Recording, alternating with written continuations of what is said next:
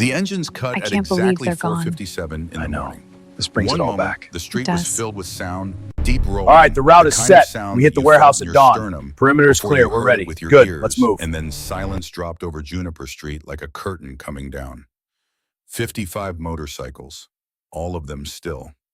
The riders sat on their bikes without moving, and in the gray pre-dawn light of Flagstaff, Arizona, they looked like something carved from the landscape itself. Patient, permanent, immovable. Cole Decker sat at the front of the line and looked at the house. It was a modest house.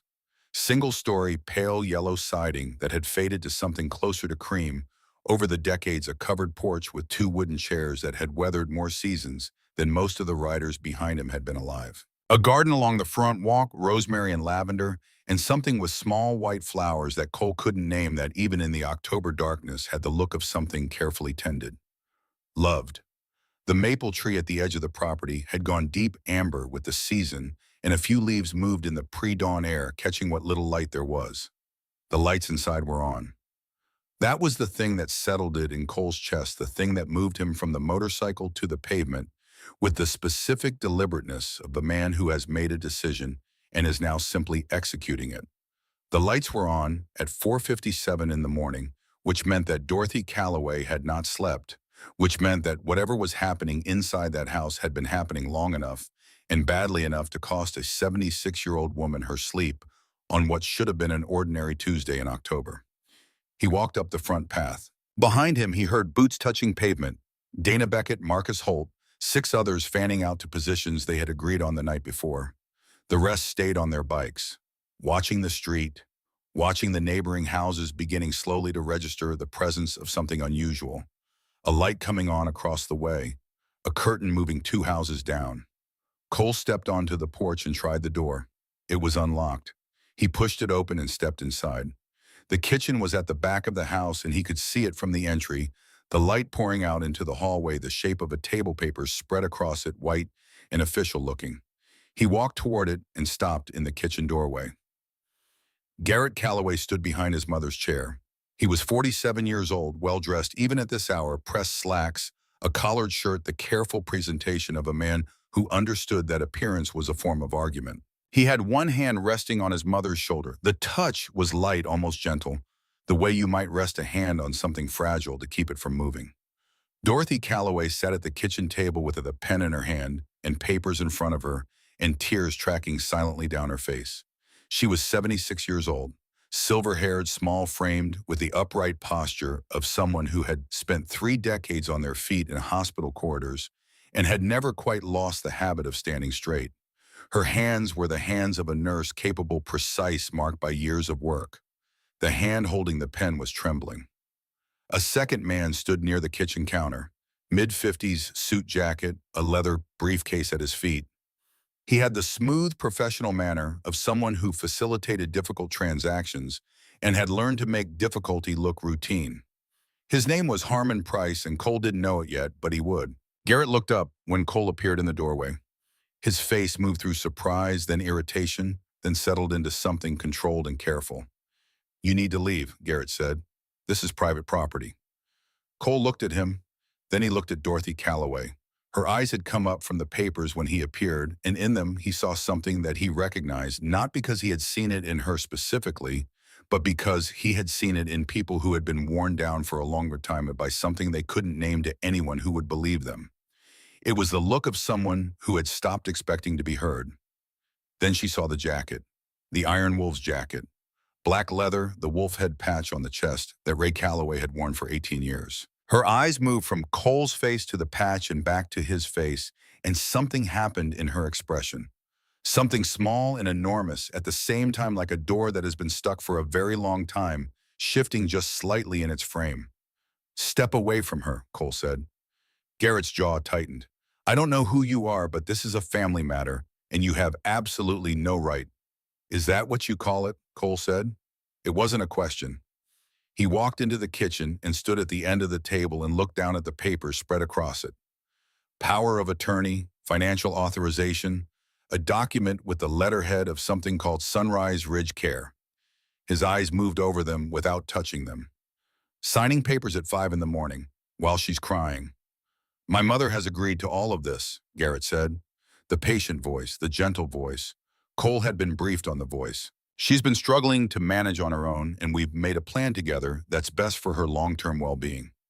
I understand it might look... Dana, Cole said. Dana Beckett moved past him into the kitchen, her phone already out, already photographing. Every page, every signature line, every official stamp and header and date. She moved quickly and quietly, and Garrett watched her with an expression that was trying to stay composed and was not entirely succeeding. You can't just... Garrett started. The door was unlocked, Cole said. We're here because your mother's neighbor asked us to come. He pulled out a chair across from Dorothy and sat down. Not looming, not threatening, just present, eye level. He looked at Dorothy directly. Mrs. Calloway, do you want to sign these papers? Dorothy looked at the papers. She looked at her son's hand on her shoulder. She looked at Cole. She opened her mouth. Mom is having a hard morning, Garrett said immediately. His hand on her shoulder pressed down just slightly, the smallest possible increase in pressure, the kind that was nearly invisible and entirely deliberate. She's been confused and upset, and these men coming in here is making things considerably worse. Mrs. Calloway, Cole said again, do you want to sign these papers? Dorothy Calloway looked at him. I want to stay in my home, she said. Her voice was quiet. It shook at the edges, but it was clear. Garrett started to speak again, and Cole looked at him, just looked at him, and something in that look closed Garrett's mouth as efficiently as a hand. Cole had been a Marine. He knew how to occupy a room without filling it with noise. He knew the difference between the threat you announced and the one you simply were, and he knew which one carried more weight. Outside through the kitchen window, the street was beginning to lighten. Dawn still 20 minutes away, but the darkness thinning at the edges, the sky moving from black to the deep blue-gray that preceded color. And in that light visible from where Dorothy sat the Iron Wolves, 54 riders still on their bikes, still watching, still waiting. Dorothy looked at them through the window, and Harmon Price, who had said nothing since Cole arrived, who had been calculating angles and outcomes from his position near the counter, picked up his briefcase and said, I think perhaps we should reschedule. You're not going anywhere yet, Marcus Holt said from the kitchen doorway. Marcus had the specific authority of a man who had spent 28 years as county sheriff, the kind of authority that didn't require volume or posture, that simply existed in the room the moment he entered it. Price looked at Marcus, did the rapid calculation that people tended to do when they encountered someone like that, and set the briefcase back down. Garrett looked at the window, at the riders, at Cole, at his mother. For the first time, the composed surface showed something underneath. Not remorse, not guilt. Something colder and more pragmatic, the expression of a man recalculating the distance between where he was and where the exits were. I'm going to call the police, Garrett said. Go ahead, Cole said. They'll want to look at these documents. Cole Decker had turned 58 in September in the same garage on the south side of Flagstaff, where he had turned 40 and 45 and 50 each birthday, more or less indistinguishable from the others in its lack of ceremony. He did not celebrate birthdays. He marked them the same way he marked most things, by showing up to work, doing what needed doing, and going home. He had been running Decker's Iron for 22 years, and in that time he had built it from a two-bay garage with a leaking roof into something that 12 people depended on for their livelihoods, and that the motorcycle community of northern Arizona depended on for the kind of mechanical work that required both competence and honesty, which combination was rarer than it should have been. He had been a Marine before that, 2 tours. He didn't talk about it, not because it had broken him, it hadn't quite, but because he found that the people who wanted to talk about it most were generally the people who understood it least, and the conversations tended to go in circles that he had no interest in traveling. He had been Iron Wolves before that, and during that, and after that, because Iron Wolves was not a phase or a period of his life, but a permanent condition of it, the way certain things are permanent, bone-deep, weatherproof, not subject to revision. Ray Calloway had been part of that permanence for 18 years. They had met at a rally outside Sedona in the fall of the year that Cole turned 42 men who had each been riding alone long enough to have developed opinions about it, and who recognized in each other the specific quality of person who would make a good riding companion, present, but not intrusive, reliable, but not rigid, capable of extended silence without making the silence uncomfortable. They had ridden together that weekend and discovered somewhere in the second 100 miles that they were also capable of extended conversation and that the conversation was worth having. Ray was 10 years older than Cole. He had a wife he loved completely and a son he was working hard to understand, in a way of looking at the landscape while he rode that made Cole think of the word grateful. Not the performed gratitude of people who had been told they should feel it, but the quiet, organic kind that came from actually paying attention to what you had. 18 years. They had logged more miles together than Cole could calculate. They had sat in more parking lots and diners and roadside pullouts than he could count, talking about everything and nothing. They had shown up for each other in the specific ways that men who have ridden together for a long time show up, not with declarations but with presence, not with speeches but with the simple fact of being there when being there was what was needed. Ray had been diagnosed 14 months before he died.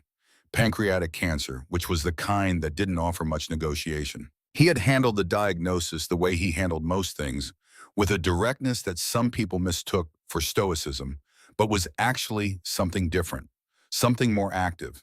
He was not pretending it wasn't happening. He was deciding what to do with the time he had left and doing it. Cole had been there for most of the last months, at the hospice at the house on Juniper Street, during the weeks when Ray was still well enough to sit on his own porch. He had sat with Ray through nights when the morphine wasn't enough and there was nothing to do but be present, which was what Ray had asked of him and what Cole had given without reservation. And on a September afternoon, 11 weeks before the end, sitting on a bench outside the hospice ward, with Humphreys Peak rising enormous and snow-capped in the distance, Ray had told him what he needed to know.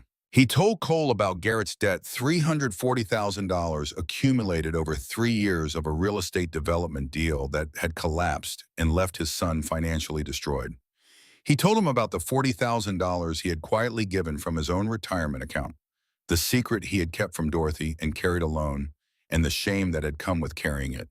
He told him about the second request 6 months later, which he had refused, and about how Garrett had mostly stopped coming around after that, and how the distance had broken something between them that Ray had spent his remaining months trying to repair from a distance and without the tools to do it properly. And then he told Cole what he had decided about the will. Nothing to Garrett, the house and the accounts and the life insurance to Dorothy, everything. Not as punishment, as protection. Because Ray had watched what money did to his son's relationship with the truth over the course of 3 years and had arrived at the conclusion that more money would not produce honesty, it would produce more creative dishonesty, and Dorothy would be standing in the path of it. Cole had asked if he was sure. Ray had looked at Humphreys Peak for a long moment before he answered. "I know Garrett," he had said. "I know what he's capable of when the pressure gets high enough. I've watched it build. And after I'm gone, the pressure doesn't go away. The debt is still there, the house is still there, and Dorothy is going to be alone. Alone means vulnerable. Garrett knows that better than anyone." His voice had been quiet, measured, the voice of a man who has thought about something for a long time and arrived somewhere he didn't want to be, but couldn't argue with. "I need someone watching, someone he can't talk around, someone who will show up when it matters and not be moved." Cole had said, "I'll be there." Ray had looked at him, then looked at him the way he looked at the mountain, with that quality of full attention that was one of the things Cole had valued most in 18 years of friendship. Then he had reached into his jacket and produced an envelope, already sealed, already addressed in his large forward-leaning script. "Give this to her when she needs it most," Ray had said. "You'll know when." Cole had carried it in the inner pocket of his jacket for 14 months. Through the funeral, where he had stood at the back and said nothing because there was nothing to say that the day wasn't already saying. Through the winter and the spring that followed, during which he had kept his distance from Juniper Street out of respect for Dorothy's grief, while watching from that distance with the patience he had learned in the Marines, complete stillness, complete readiness. And then Sylvia Pruitt had walked into his garage on a Monday afternoon 3 days before this morning, and the waiting had ended. Sylvia was 72 years old, a retired school teacher who had lived across the street from Dorothy Calloway for 3 decades, and who had since Ray's funeral maintained a quiet and consistent presence in Dot's life. Food brought over, company offered, the small, sustaining acts of a neighbor who understood what it meant to be seen. She was not a dramatic woman. She did not exaggerate. When she came into Decker's Iron with her hands clasped in front of her and the specific exhaustion of someone who had been worried for too long, Written clearly on her face, Cole had known before she spoke that what she was bringing him was real. She had told him about the garden first. Dot's garden is the thing I always look at in the morning, Sylvia had said. 30 years she was out there before 8 o'clock every season, no exceptions. You could set your watch by it. She paused, choosing words carefully. It's been dying for 3 weeks. I don't think she's been outside at all. Cole had listened without speaking the way he listened to everything completely, without preparing his response while the other person was still talking.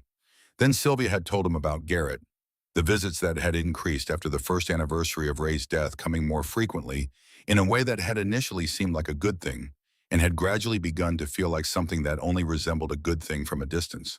The way Garrett spoke about Dorothy to the neighbors, always concerned, always gentle, and always with the particular precision of a man who was building a record. She's getting so forgetful. I'm worried about her. It's getting harder to manage. The visits to the bank. The conversations with her doctor that happened before Dorothy arrived, setting the context through which anything she said would subsequently be interpreted. And then the morning Sylvia had seen through the window. Papers on the kitchen table, she said. Garrett standing behind her, talking in that quiet, patient voice he uses. And Dot's face. She stopped. Dot is not a woman who cries easily. In 30 years, I have seen her cry twice. Once when Ray was diagnosed. Once at his funeral. She was crying. Cole had made 2 phone calls that afternoon. Dana Beckett and Marcus Holt. By 8 that evening, they had begun assembling what they knew. By midnight, the picture was clear enough and dark enough that waiting another day was not a reasonable option.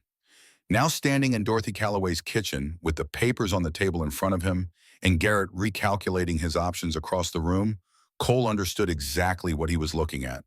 Not just documents. A system. Months of careful, patient construction.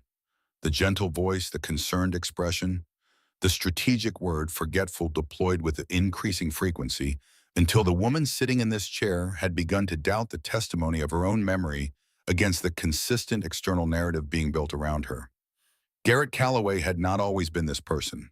Cole had pieced that together from everything Ray had told him and everything Sylvia had filled in, and from the particular shape of the man standing in this kitchen, which was the shape of someone who had been one thing for a long time and had chosen at a specific crossroads to become something else. In the years before the debt, before the development deal, had collapsed and taken everything with it, he had been a different son. Ray had spoken of him with warmth when the subject was the past. The Garrett who called on Sunday evenings, who drove up from Phoenix for holidays, who had appeared at Juniper Street within 4 hours of his father's diagnosis and stayed for a week without being asked. That Garrett had been real. Cole did not doubt it. But 3 years of financial collapse had done something to him. Watching his credit and his savings and his marriage all move in the same direction simultaneously, with the debt number fixed and immovable in the background. The way a man recalculated when the pressure got high enough and the thing he needed was right there, and only one barrier remained between him and it. That barrier had been Ray while Ray was alive. After the funeral, Garrett had waited. 6 months of genuine presence, the flowers, the Sunday dinners, the concerned son, establishing himself in Dorothy's life, with what may have been real feeling alongside the calculation, the 2 things so thoroughly mixed by that point that perhaps even Garrett could no longer separate them reliably. And then in the 7th month, the word forgetful had appeared for the first time. The police arrived at 20 past 5. 2 patrol cars, 4 officers. The lead officer was a young man named Walcott, composed, cautious, with the particular professional care of someone who had walked into enough complicated domestic situations to have developed a policy of withholding judgment until he understood what he was actually looking at. He saw the 55 motorcycles on the street. He looked at the house. He came up the front path and into the kitchen and took in the full scene with the methodical attention of someone doing a job that required accuracy. Garrett moved toward him immediately. The transformation was complete and instantaneous. The calculating man vanished, replaced entirely by the devoted son, tired and worried and grateful that someone with authority had finally arrived to make sense of a situation that had gotten out of hand.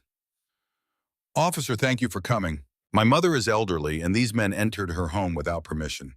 She's very upset. This whole situation has been incredibly distressing for her." The door was unlocked, Cole said from across the table. We were invited by her neighbor who was concerned for her safety. Officer Walcott looked at Dorothy. She had straightened in her chair with the professional composure of someone who had spent 30 years delivering difficult information to patients and their families and knew how to present herself clearly under pressure. "Ma'am, are you all right?" She looked at Garrett first. His hand had returned to her shoulder, that same light-calibrated pressure. The hand that said, without any words at all, that a version of the situation had already been established and that departing from it would be complicated in ways that weren't immediately apparent. She looked at Cole. He was watching her with the same stillness he had maintained since walking through the door, patient present. Not urging, she understood in the way she had understood things about people for 76 years without always being able to explain the mechanism that Cole Decker would not be disappointed in whatever she said, that he was simply there, which was exactly what Ray had told her in one of the last conversations they had ever had. "He told me someone would come," Ray had said, "if things got bad. I've made arrangements. You won't be alone." She had told herself it was the morphine. She had told herself it was the wishful thinking of a man who needed to believe the people he loved would be protected after he was gone. But Cole Decker had come at 4:57 in the morning, with 54 people behind him and Ray's patch on his chest. She opened her mouth to speak, and then Garrett did something Cole had not anticipated. He moved around the chair slowly, and he crouched down beside his mother, actually knelt one knee on the kitchen floor, bringing himself below her eye level, the posture of a suppliant, of a son, not a schemer. He took her hand in both of his. "Mom, he said very quietly, "it's okay, I'm here. You're safe now." And in his eyes, Cole saw it from across the table and recognized it for what it was. There was something that was not entirely performance, some residue of the person he had been, the son who had driven 4 hours when his father was diagnosed, the grief that lived underneath everything else buried, but not gone surfacing in this moment in a way that was genuine enough to be visible. Dorothy saw it too. Cole watched the recognition move across her face, watched it collide with 10 months of accumulated uncertainty, and he watched her hesitate. Less than a second. But it was enough. Officer Walcott made the assessment that officers made in situations like this one. The elderly woman was not in physical danger. The family member appeared genuinely concerned, and the 55 motorcycles on the street were a more visible and more manageable problem than the interpersonal dynamics of a family dispute at 5 in the morning. "Sir," he said to Cole, "I'm going to need you and your group to clear the street." Cole looked at Walcott. Then he looked at Dorothy one more time, held her gaze for a moment, not pressing, not asking, just present. And then he stood. He looked at Garrett, the look that communicated without any of the machinery of threat exactly what Cole Decker was and what he was prepared to do and how long he was prepared to wait to do it. Then he walked out of the kitchen through the hallway out the front door into the pre-dawn air. Dana followed. Marcus followed. One by one, the Iron Wolves remounted their bikes. Cole stood in the driveway for a moment. Through the kitchen window, he could see Dorothy sitting at the table with her son's hand on her shoulder and the papers still spread in front of her. He looked at her for a long moment. Then he walked to his Road King and got on. The engine started, deep rolling, filling the street one more time, and then one by one they pulled away. Dorothy watched from the kitchen window until the last motorcycle disappeared around the corner onto 4th Street. The sound faded. The street was empty and ordinary. A Tuesday morning in October, nothing unusual about it, no evidence remaining that anything had happened here at all. Garrett stood and made tea. He moved through the kitchen with the ease of a man in a space he had already in his own mind begun to consider his own. When he set the cup in front of her, he was smiling the smile she had known her whole life and had spent 10 months learning to read differently. "See?" he said, his voice gentle and warm. "Everything's fine. We'll finish the paperwork in the morning when you've had some rest. The day after tomorrow, we'll go to see Sunrise Ridge. You're going to feel so much better once you've actually seen the place." Dorothy looked at the tea. She did not touch it. After Garrett left, the house settled into silence. Dorothy sat alone at the kitchen table with the papers in front of her and the pen her son had positioned precisely at her right hand. She looked at the pen for a long time. She thought about the moment she had hesitated. She thought about what she had seen in Garrett's eyes when he knelt beside her, the real grief underneath the calculation, the boy she had raised visible for just a second under the man he had become. She thought about Coldecker's eyes when he walked out, and what she had seen there, which was not anger and not judgment, but the steady patience of a man who had made a commitment and was prepared to honor it regardless of how long it took. She stood and walked through the house the way she had walked through it before Cole arrived, touching things, remembering. The door frame in the hallway with the pencil marks measuring Garrett's height every birthday from age 4 to 15, fading now but still legible. The cabinet in the dining room with her mother's china passed down through 3 generations. The chair by the living room window where Ray had died here at home the way he had wanted her hand in his. She went to the back door and stepped outside into the cold October dark. The garden was in front of her. 3 weeks of neglect had taken most of it. The annuals gone entirely, the perennials struggling, the beds showing bare soil in places she had never allowed to go bare in 30 years of tending them. She knelt in the dirt without thinking about it, her hands moving through the soil by the feel of long practice, and she worked her way along the lower beds in the darkness. And there in the section closest to the fence where the tomato plants grew lowest and she hadn't looked carefully in weeks, small green fruits dense and firm under her fingers. Still alive, growing in the places she had stopped checking. She stayed there for a long time, her hands in the soil, the October air cold and clean around her, the sky beginning at its very edges to lighten toward what would eventually become dawn. When she came back inside, she did not sit down. She walked directly to the kitchen table, picked up the pen her son had left, and looked at the signature line on the power of attorney. Then she drew a single straight line through it. Not a signature, a refusal, clean and deliberate.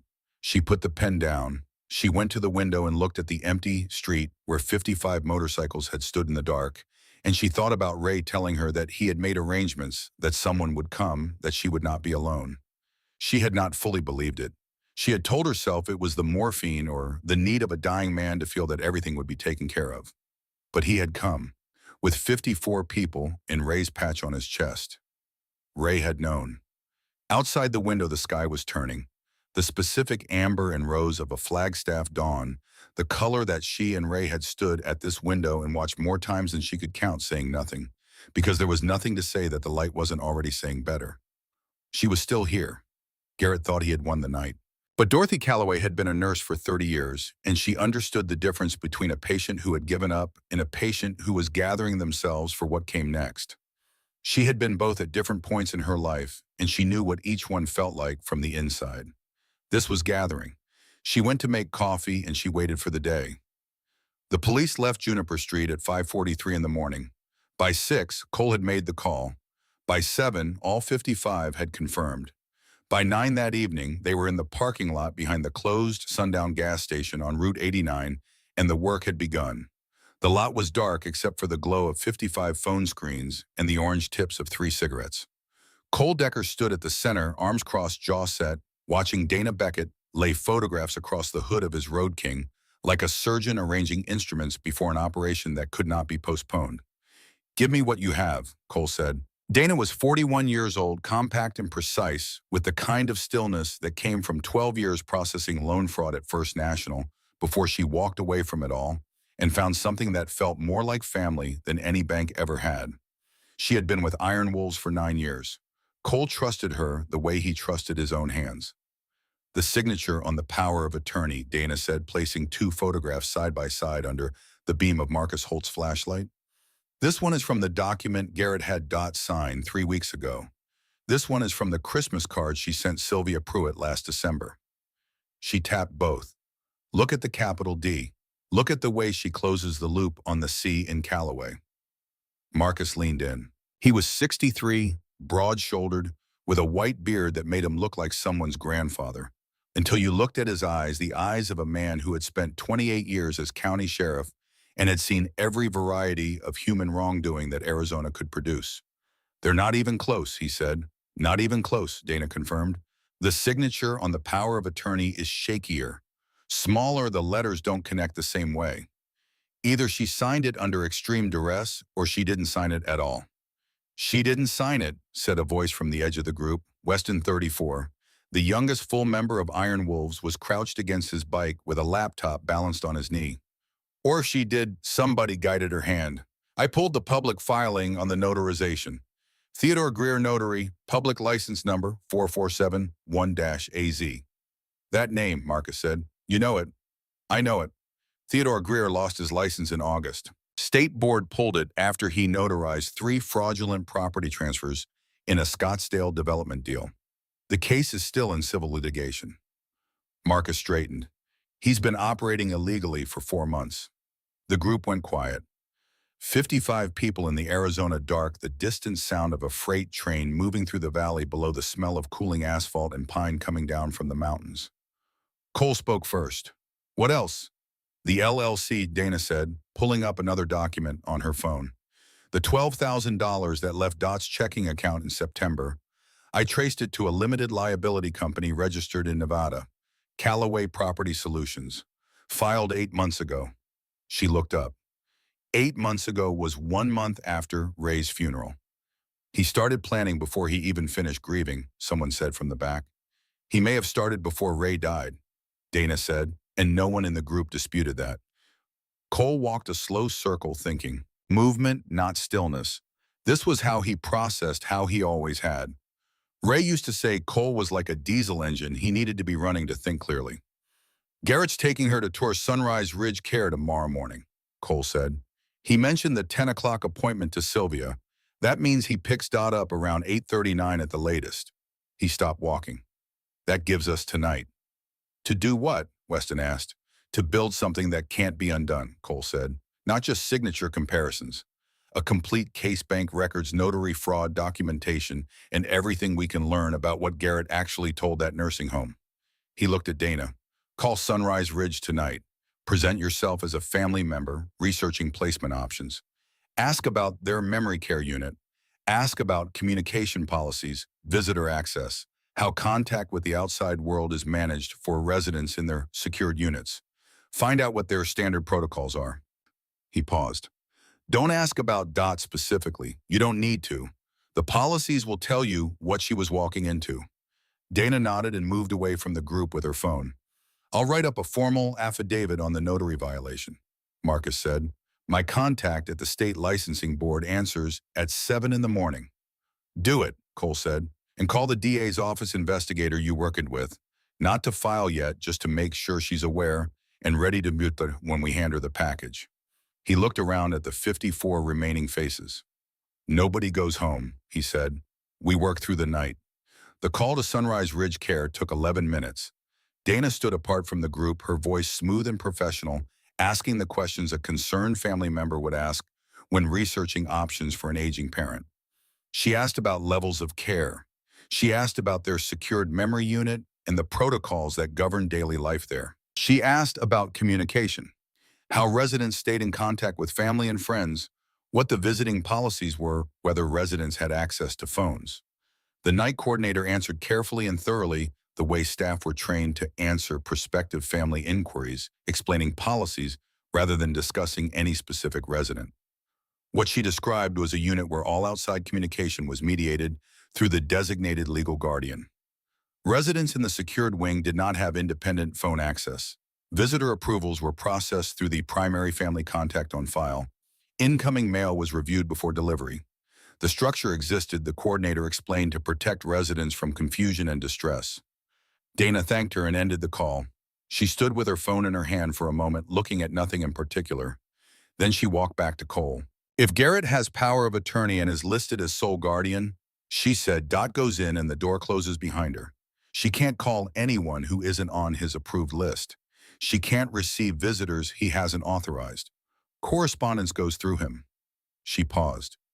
She disappears, completely and legally. The silence that settled over the group after that was a different kind of silence from the ones before it. It had weight, the kind you felt in your chest. That's not a nursing home placement, Marcus said, his voice very quiet. That's a disappearing act. He wasn't just trying to get her money, Weston said slowly. He was trying to make sure she could never tell anyone what he'd done. Both, Cole said. It's both. He looked at the mountain dark against the night sky. Build the case. Everything we have. By morning. They worked through the night in the parking lot of a closed gas station on Route 89. Dana's contact at First National came through at midnight, a summary of account activity that documented 3 transfers in 60 days, $4,200 to Callaway Properties. Solutions, $7,800 to a holding company registered in Delaware, and a $340 charge to a Phoenix law firm that specialized, according to its website, in elder care transition planning. The financial trail was clean and complete and entirely damning. Marcus drafted his affidavit on his phone, documented the notary violation with supporting records from the state licensing board database, and spent an hour on the phone with a DA's office investigator named Paulson, whom he had worked alongside for 6 years before retirement. Paulson couldn't move on anything until he had the formal package in hand, but he listened to everything Marcus told him, and his listening had a quality that Marcus recognized from 28 years of law enforcement as the listening of someone who intended to act. Weston ran background on Harmon Price and found what background checks on men like Price tended to find a record of facilitation that existed just below the threshold of illegality. 14 complaints filed with the Arizona Department of Health Services out of 47 placements in 2 years. 3 of those complaints originating from residents themselves before they were transferred to facilities where further complaints became logistically difficult. By 2 in the morning, they had enough.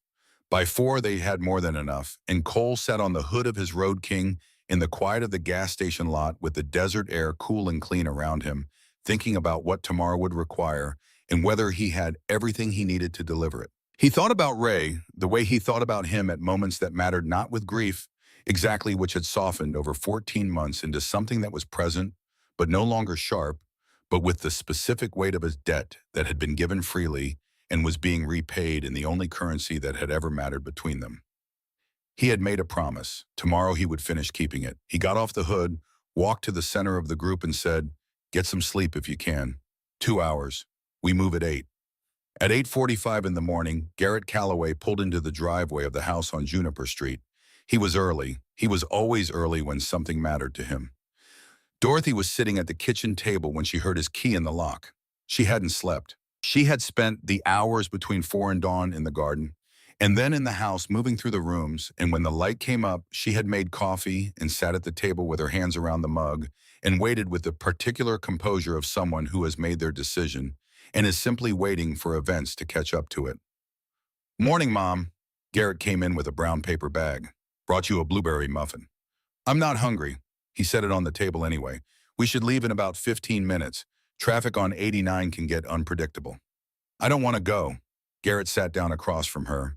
He reached across the table and took her hands in the way he had learned to do the gesture of a caring son that had become over 10 months something she had learned to read very differently.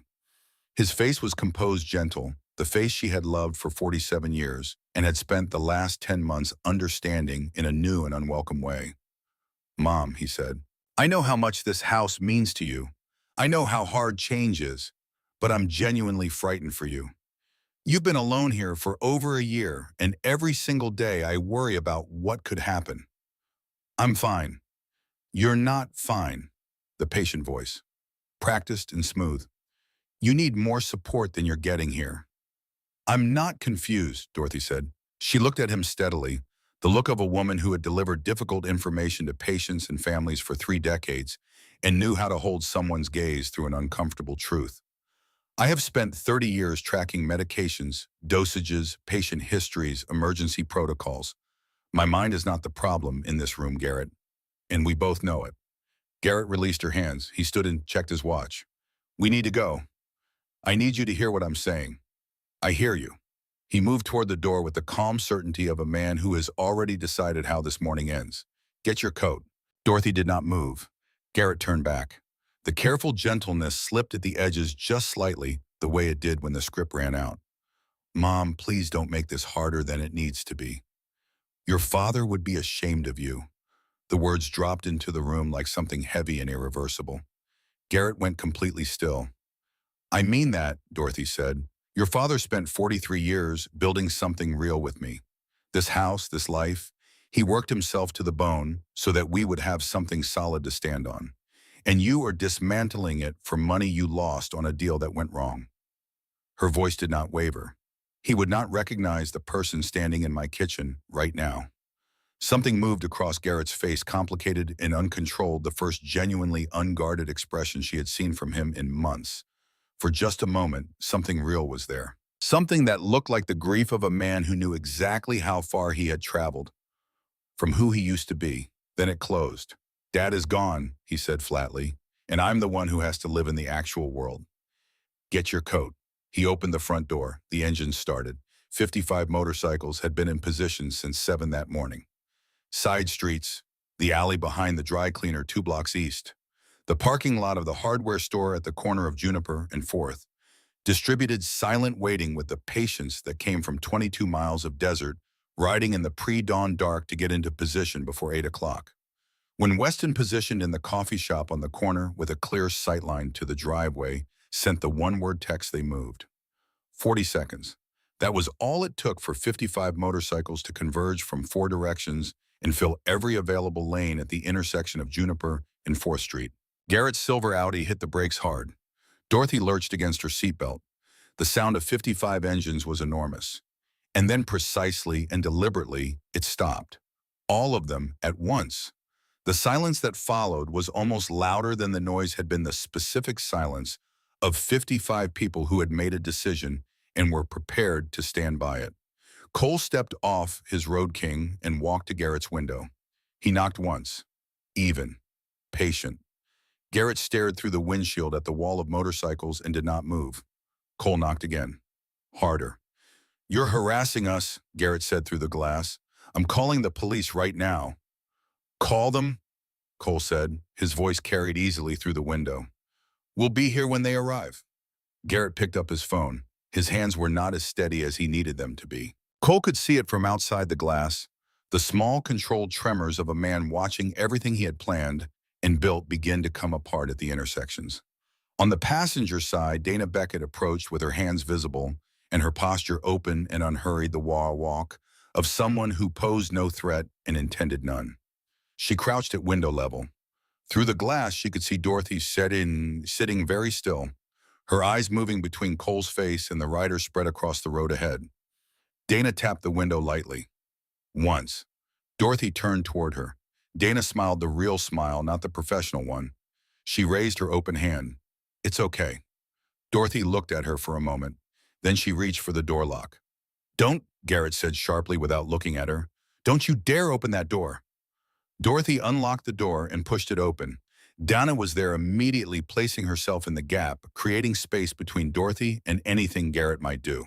Mrs. Calloway, Dana said quietly, do you want to go to this facility today? Dorothy stepped out of the car. She stood on the asphalt of 4th Street in her coat and her good shoes, 76 years old, silver-haired, and entirely steady on her feet. She looked at Cole, who had moved away from Garrett's window and was watching her from a few feet away. She looked at the 54 riders still sitting on their bikes in the morning light, blocking the road in every direction. She looked at the mountain in the distance, Humphreys Peak, the mountain she had looked at from her kitchen window for 43 years. No, she said, I don't want to go. Did you ask to take this trip this morning? No. Do you want to leave your home? No, she said, I want to go home. Garrett got out of the car. The gray jacket, the pressed slacks, the careful presentation, all of it still intact on the surface. But the surface itself was different now, visibly strained in the way that things strain just before they gave way. She's confused, he said. She doesn't understand what she's agreeing to or refusing. This is a medical situation, and you are interfering in something that requires professional. She said no 3 times, Cole said, in complete sentences, without hesitation or confusion. He reached into his jacket and brought out his phone, holding it up so Garrett could see the photographs on the screen. You want to talk about the power of attorney with the notary stamp from a man who lost his license for fraud 4 months ago. The $12,000 that moved from her account to a Nevada LLC you registered 1 month after your father's funeral. Garrett's jaw tightened. The admission paperwork you filed with Sunrise Ridge Care, Dana said, stepping forward, her own phone raised. Describing your mother as having late-stage dementia with a history of self-harm and aggression, requesting that all outside communications go exclusively through you, no independent phone access, no visitors without your written approval. She looked at him steadily. That's not a nursing home placement. That's a CIA. Elder abuse under Arizona Statute 46-456. Marcus said, moving forward from the group with the measured authority of a man who had spent nearly 3 decades naming things for what they were. Financial exploitation under 13-1802 and the fraudulent notarization creates separate criminal exposure. He paused. I spent 28 years as county sheriff. I've watched cases like this go to trial. I know exactly what a prosecutor does with a file like the one we built last night. You have no legal standing here, Garrett said. His voice had lost the patient gentleness entirely now. You're right, Marcus said. I don't. The DA's investigator I spoke to at 6 this morning does. She's reviewing the file right now. Garrett looked at his mother. She was standing beside Dana with her arms at her sides, watching him with an expression he had not seen from her in the 10 months he had been systematically dismantling her sense of reality. She was not afraid. She was not pleading. She was not confused. She was watching him with the clear, settled eyes of a woman who had made her decision and was done revising it. Something moved through his face. The last infrastructure of the performance came down, and what was left underneath was just a man exhausted, cornered, stripped of the narrative he had been sustaining for nearly a year. I needed it, he said. His voice was different, lower, stripped of its professional polish. You have no idea what the last 3 years have been. The investment collapsed, and it took everything with it. My credit, my savings, everything I'd built. My wife left. I had nothing left. He stopped. His throat worked. And there it was, the house, the accounts, Dad's insurance. Just sitting there, and I thought, stop, Dorothy said. He stopped. I know what you thought, she said. Her voice was the voice she had used for 30 years when the moment required absolute clarity, the voice that had delivered diagnoses and prognoses and hard truths to people who needed to hear them and deserved to hear them without softening. I understand the calculation. I understand that you were desperate and that you couldn't see another way. She paused. What I won't accept is you standing in front of me pretending you had no choice. You had a choice from the first moment. You could have come to me and asked for help, and you have always known that I would have given it. I would have given you everything I could. Another pause. You chose not to ask. You chose to take instead. That was a choice. Garrett looked at the ground. Get in your car, Dorothy said. Go home. For a long moment, he didn't move. Cole watched him, watched the internal collapse of a man who had spent 10 months telling himself a story about what he was doing and why watching that story fall apart in the middle of a public intersection on a Tuesday morning in October with 55 witnesses and nowhere to go. Then Garrett picked up his phone from the roof of the Audi where he had set it, got back in the car, and drove away. Cole watched until the silver car disappeared. Then he turned. Dorothy was already walking back up Juniper Street, walking steadily without looking back toward home. 3 days passed. On the 4th day, Garrett came back. He did not come alone. He brought 2 attorneys from a Phoenix firm, one older silver-haired with the expensive composure of 40 years at the bar. One younger, a woman in her 30s, whose quiet competence was evident in the way she carried herself. He brought 3 private security contractors in identical dark jackets. And he brought a document that changed the weight of the room the moment Cole saw it. An emergency guardianship order, signed by a judge at 8 that morning. Cole had arrived 4 minutes after Dorothy called him 4 minutes because that was how long it took to cover the distance from Decker's Iron to Juniper Street at the speed he drove it. He came through the front door to find the attorneys already inside the security contractors in the hallway and Dorothy standing at her kitchen counter with her back against it in the stillness of someone who has planted her feet and does not intend to move them, but is not certain how long she can hold that position. The court signed the order yesterday evening, the older attorney was explaining when Cole entered. Emergency proceedings were conducted this morning based on evidence of cognitive decline and the immediate safety risk presented by what evidence, Cole said. The younger attorney opened her briefcase and produced a document. Medical evaluation, official letterhead, the Office of Dr. Leonard Ashby, Clinical Neuropsychologist, dated October 3rd. The evaluation described in precise clinical language a patient demonstrating significant memory impairment, impaired executive function, inability to manage personal finances, or make consistent medical decisions independently. The patient's name was Dorothy Calloway. Dr. Ashby evaluated her on October 3rd, Dana said from behind Cole. She was already photographing the document. According to the report, the younger attorney said, he conducted this evaluation in person, face-to-face with the patient. That's what the report states. Dana stepped away and dialed. She put the call on speaker without asking anyone's permission. 2 rings. Ashby Neuropsychology Group. How can I help you? Good morning. I need to verify details about a patient evaluation conducted by Dr. Ashby on October 3rd. A brief pause. I'm sorry I can't help you with that. Dr. Ashby is currently on leave. On leave since when? Since September 14th. He had cardiac surgery. He won't be returning to practice until the new year at the earliest. So the practice has conducted no patient evaluations since September 14th. That's correct. Everything has been suspended pending his recovery. If you need a referral, no, thank you. Dana ended the call. The kitchen was very quiet. The younger attorney looked at the evaluation in her hands. Then she looked at Garrett. Cole watched her face perform the rapid professional calculation of someone who had just understood that the ground beneath a case was not what she had been told it was. The evaluation is dated October 3rd, Cole said. The doctor has been unavailable since September 14th. He couldn't have written it. He looked at Garrett directly. Someone wrote it for him, used his letterhead, used his name, and you presented that fabricated document to a judge to obtain an emergency guardianship order. He paused. That's fraud upon the court.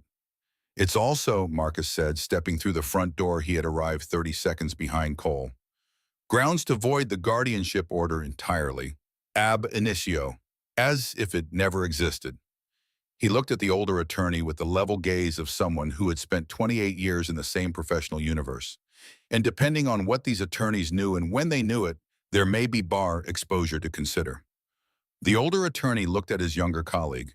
Something passed between them, quick, decisive, the communication of 2 professionals who had just arrived at the same conclusion by the same route. They stepped into the hallway together. Cole could see them through the doorway. Low voices, the younger attorney gesturing with the fraudulent evaluation, the older man listening with his eyes closed. 90 seconds. When they came back, the older attorney addressed Garrett. We're withdrawing from this matter effective immediately. He turned briefly to Dorothy. Ma'am, I apologize for the intrusion. We were given incomplete information. He picked up his briefcase and walked out. The younger attorney followed. The security contractors, without the legal framework that had given their presence meaning, filed out after them. Garrett stood alone in his mother's kitchen. The gray jacket, the pressed slacks, the careful presentation that had been the armor of the concerned son for 10 months, now stripped of everything that had made it functional. What was left was just a man holding a piece of paper that no longer meant anything in a room that had never belonged to him at the end of something that had never been going to end any other way. I needed it, he said, the hollow voice of someone whose story has run out. I needed it, and I couldn't see any other. Stop. Dorothy's voice was quiet, not angry, quieter than anger, which carries a kind of heat that this did not. You have said everything you need to say.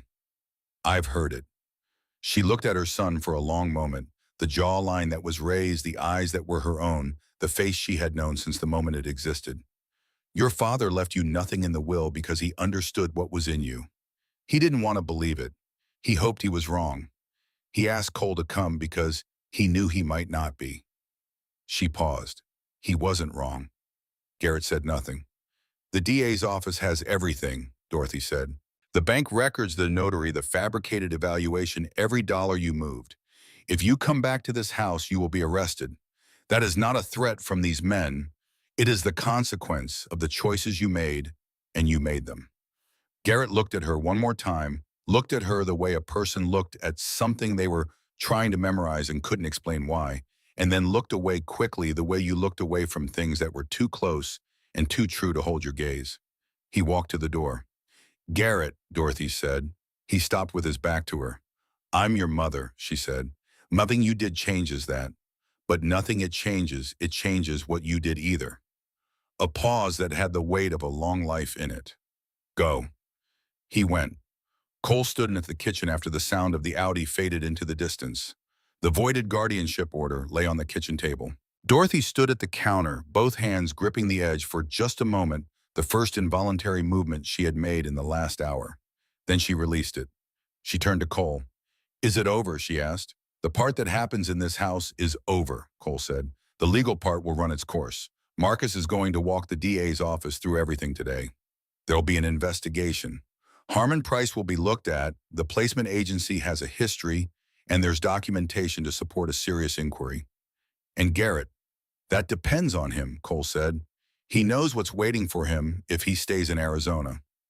Dorothy nodded slowly. She looked around her kitchen, the stove where she had cooked 30 years of meals at the window that faced the garden, the table where Ray had read the newspaper every morning for 43 years. I want to go look at my garden, she said. Go ahead, Cole said. She walked past him and through the back door into the October morning. Cole stood at the kitchen window and watched her cross the yard to the garden bed.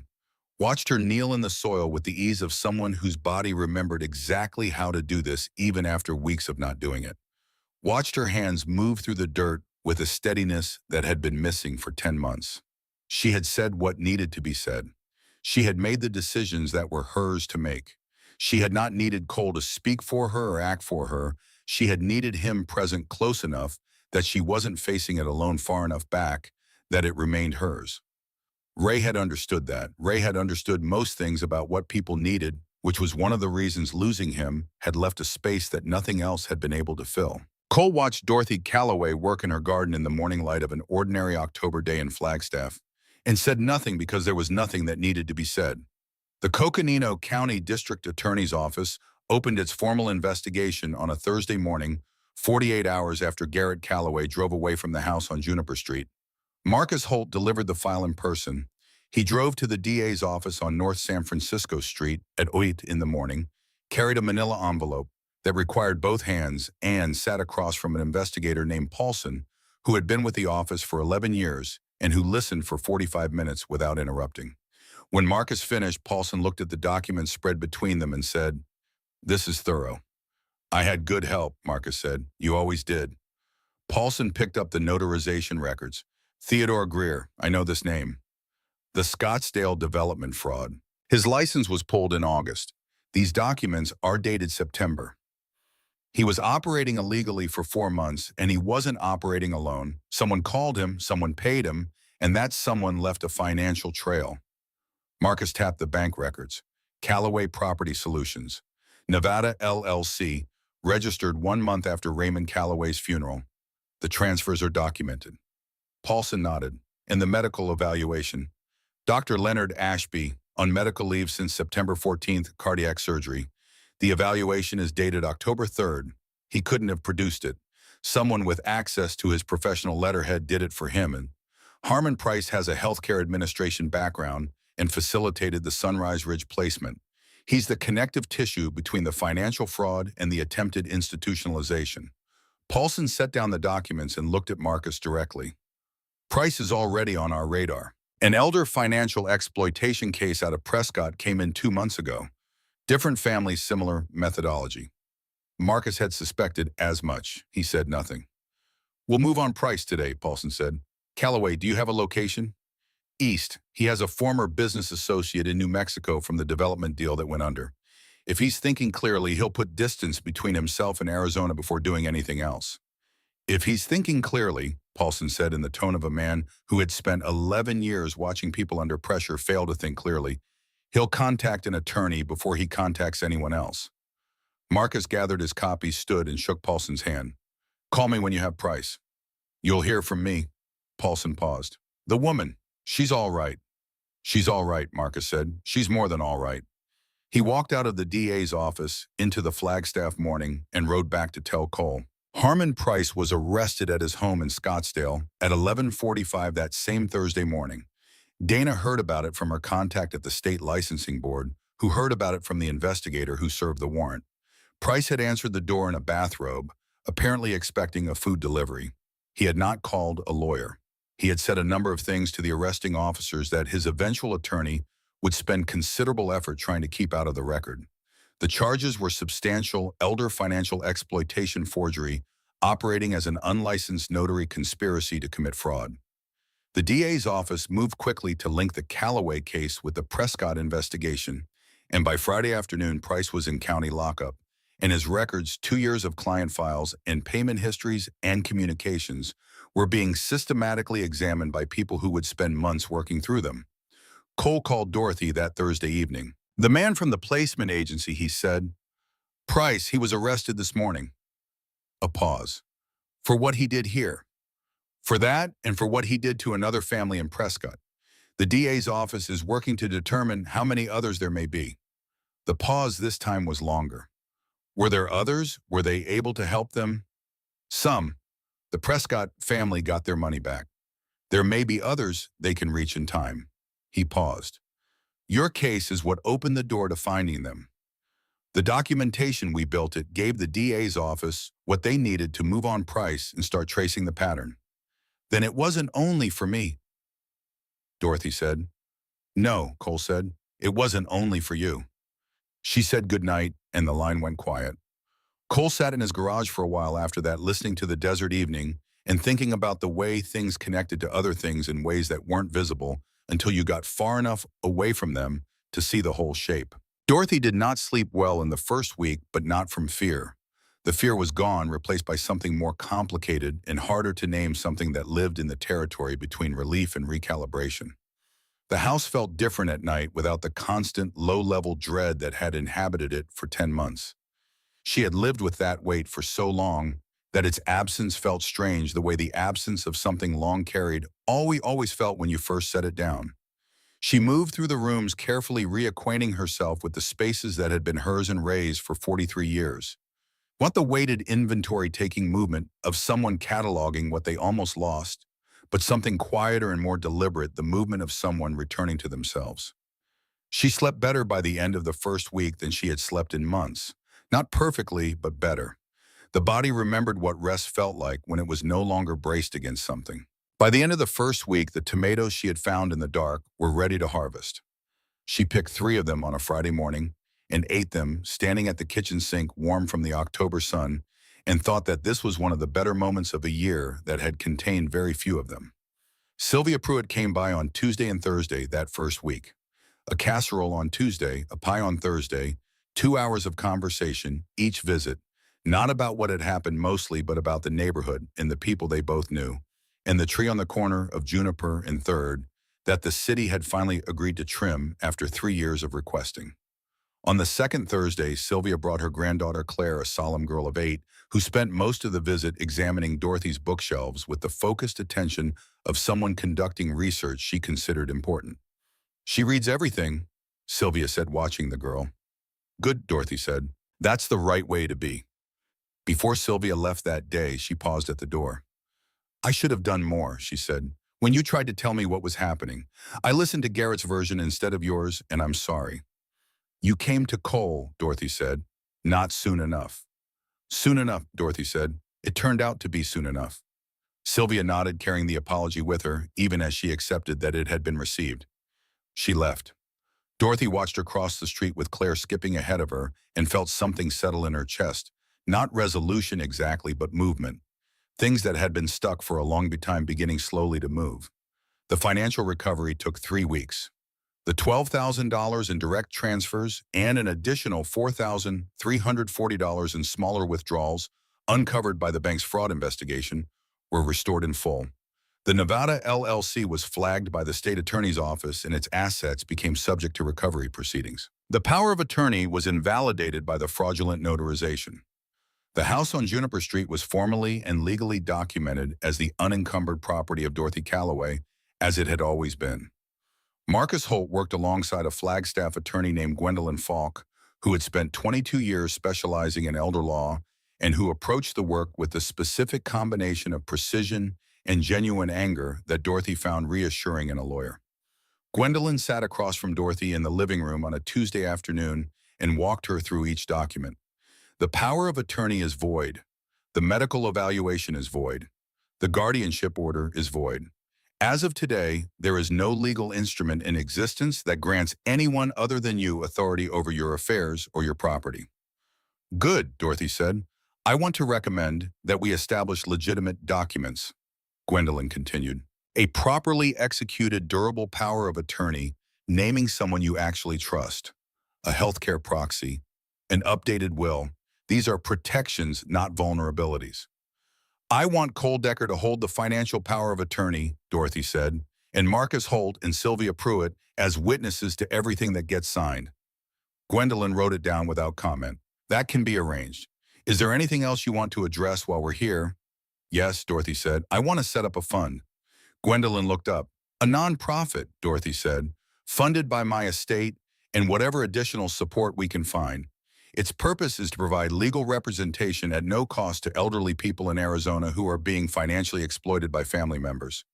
People who are in the situation I was in, who don't have a Sylvia Pruitt across the street and a Cole Decker who made a promise to their husband.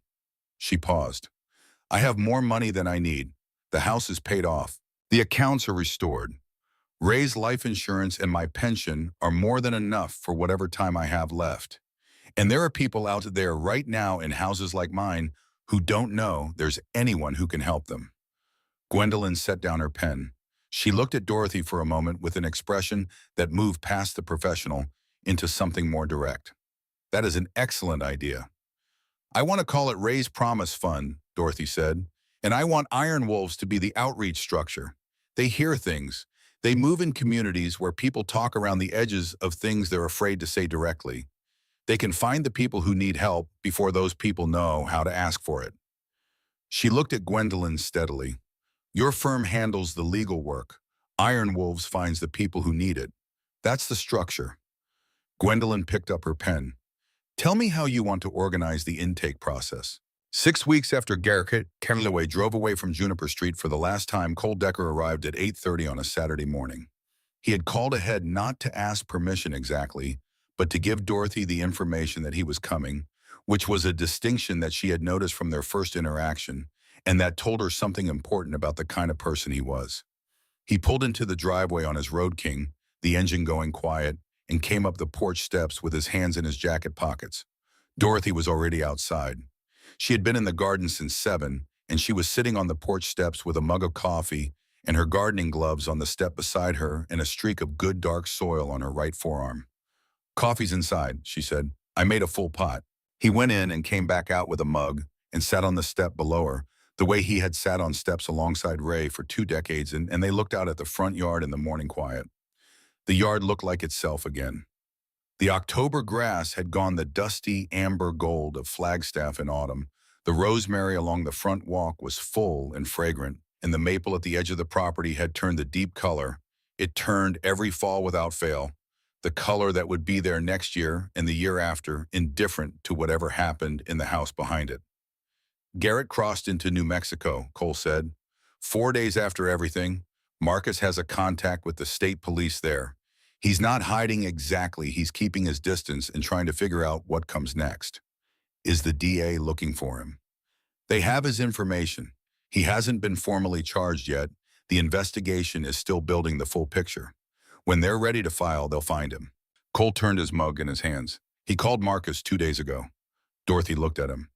Not to threaten anyone, Cole said. He called to ask if there was an attorney he could speak to. Someone who could tell him honestly what kind of situation he was in. A pause. Marcus gave him Gwendolyn Falk's number.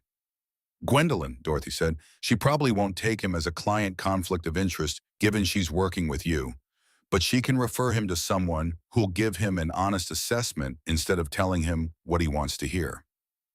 Did he say anything else to Marcus? Cole looked at the maple tree. He said he was sorry, that he knows it doesn't change anything, but that he wanted it said. Dorothy held her coffee mug in both hands and looked at the yard for a long time. A house finch landed on the rosemary there for 3 seconds and then gone. It doesn't change what happened, she said, but it's not nothing. Cole nodded. I was his mother when he was good, she said. That doesn't just stop. I don't know what you do with that. I don't think there's something you do with it. You just carry it. You do, Cole said. Ray would have known how to reach him. Even at the end of all this, Ray would have found the door in. She paused. I never had that with Garrett. I had other things with him, but not that. You had 30 years of breakfast, Cole said. You had the marks on the doorframe. You had 47 years of knowing who he was, the good parts and the bad parts both. That's not nothing either. Dorothy looked at him. Ray would have said that. Ray taught me most of what I know about saying the right thing, Cole said. I just say it slower and with less grace. Something moved through Dorothy's expression that was the closest thing to a smile she had produced in a long time, and it reached her eyes. They sat in the morning quiet. Down the street, someone was cutting grass. The smell of it came across in the October air, incongruous and welcome. I have something for you.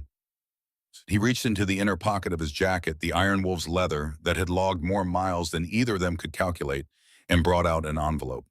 The paper had softened at the edges and gone slightly yellow at the corners in the way that paper went when it had been carried close to a person's body for a long time.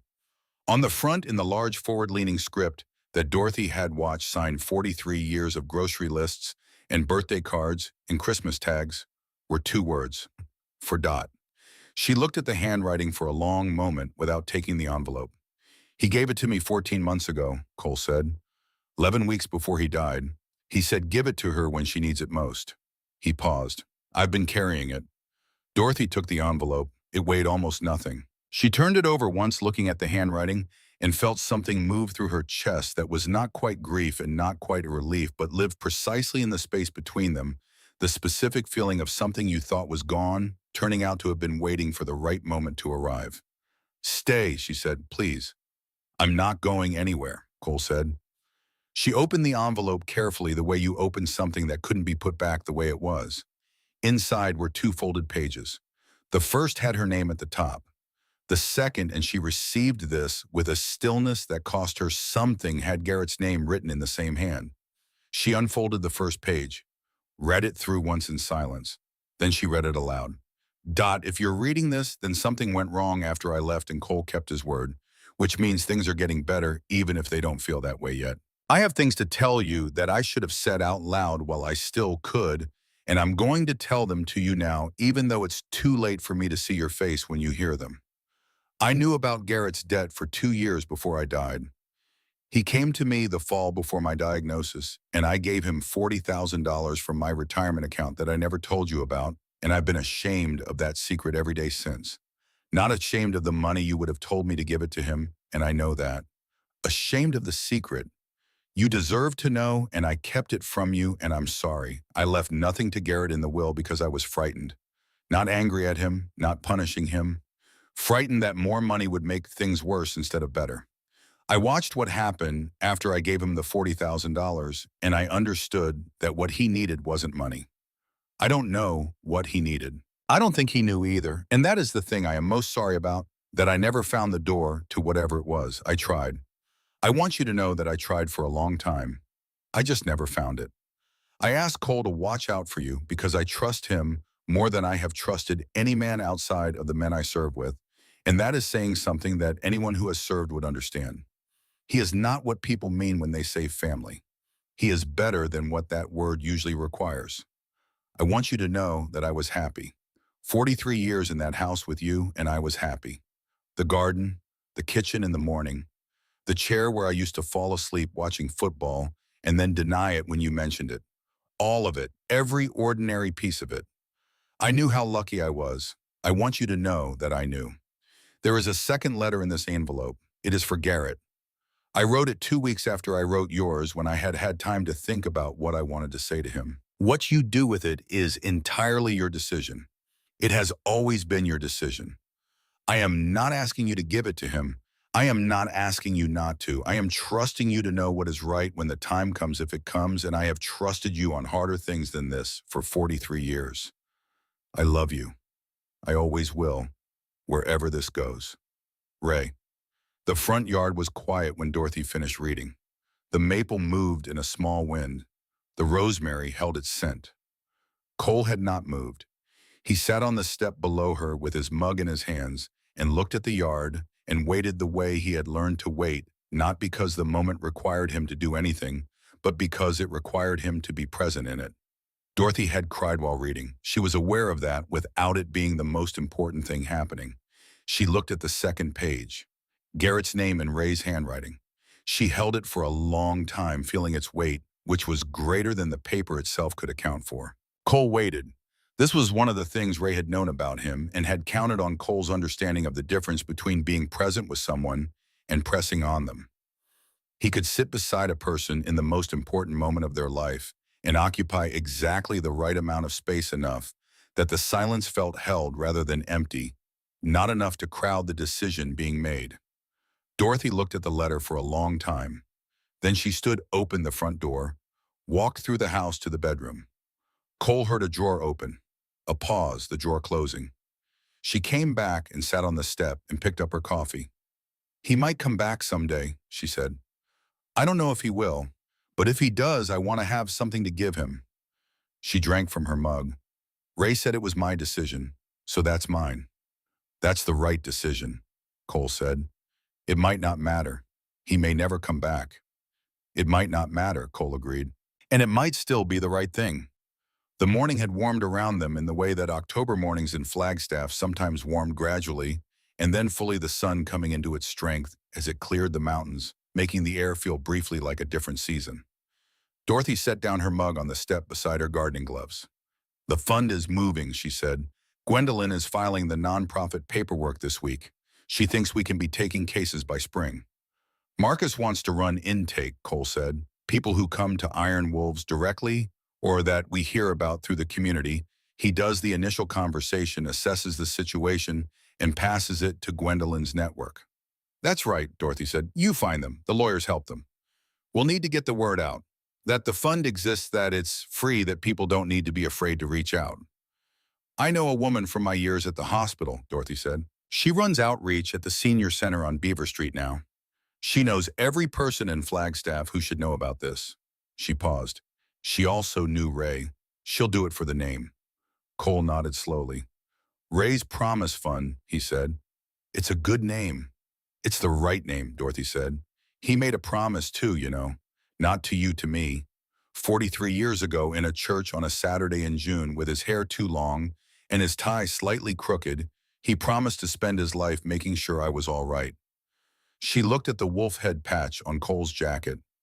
"He kept that promise right up to the end." Cole Decker carrying an envelope in his jacket pocket for 14 months is Ray Calloway keeping his word. "I'm glad I could be part of that," Cole said. He said it simply the way certain things could only be said simply.